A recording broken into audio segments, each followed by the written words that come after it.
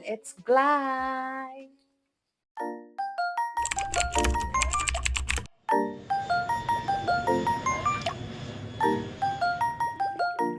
So welcome back to another YouTube video. And if you all don't know me yet, my name is Glai and I am a Filipino international flying student in the US. So for today's video, we are going to be talking about how to become a flight student in the US if you're not a US citizen. So without further ado, let's get started. So the first step is to find the right flight school. It's actually very important that you find the right flight school for you because this sets the foundation of your aviation journey. I believe that there is no one perfect flight school and it's all about how you feel, about your preferences. Does this flight school feel like it will give me quality training and education? Does this flight school feel like the people there are professionals? Does this flight school feel like their airplanes are being maintained properly? In addition to that, because we are not a US citizen, we need a school that is SEVP approved. Therefore, it's really important that you do proper research. And if you're like me who's already in the US, I recommend that you physically visit the flight school because as my experience, some schools really feel different from the website and when you visit them physically. And while you're there, if it's possible, you can do a discovery flight as well, especially if you're not yet sure if this is really the course you want to take, just to get a little feel of how it is flying in a small plane. After deciding which school you want to attend, we will now move on to step number 2, which is getting an M1 visa. If you're already in the US like me who just wishes to change status, I have a separate video regarding that and I will just be linking that down below. But if you're currently not in the US, you can just acquire an M1 visa from the US consulate or embassy from your country.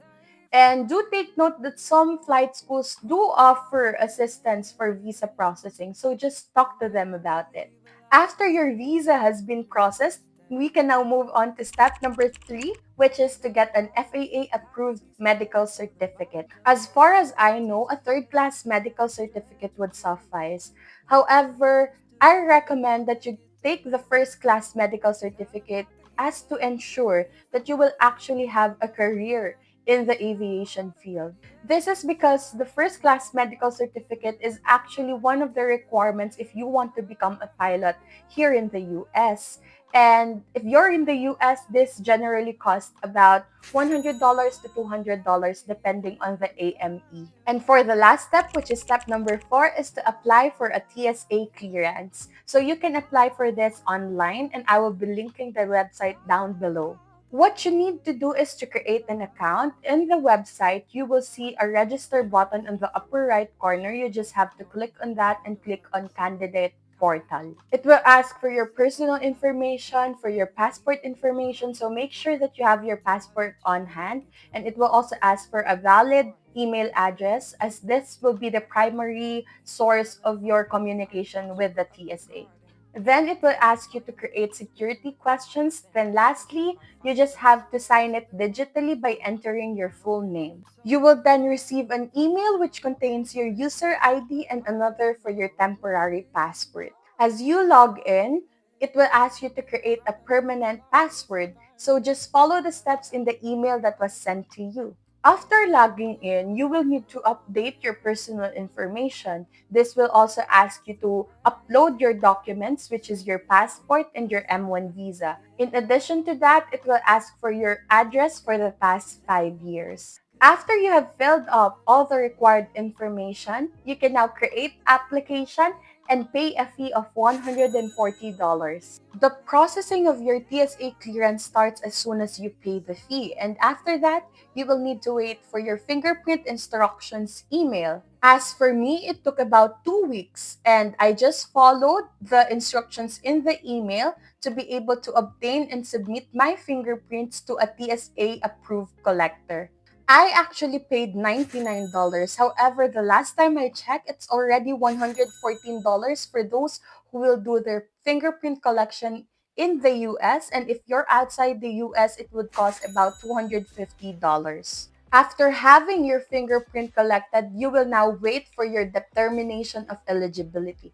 As for me, it took me about 2 to 3 weeks before I was able to receive an email. And when you receive a determination of eligibility, you will need to choose your flight training provider in your account, and that is actually the school you found in step 1. You can now start your flight training if you're already in the US, but if not, you can now fly to the US. Another tip is actually, I don't know if they do this to other schools as well, but in my school, they were able to allow me to start my ground training as early as I did my medical certificate. And then the TSA clearance is just required before I will be able to fly a plane. Lastly, I just want to remind you that you should keep your information in your TSA account updated. For example, your visa will be expiring and you acquire a new visa. You will need to upload this new visa to your TSA account as well. This is because although the validity of the TSA clearance is about 5 years, if your visa expires or your passport expires, it will expire as well. So make sure that your information is always up to date. So if you're an aspiring aviator like me, I hope this video was able to help you one way or another. I hope to see you in the field. God bless!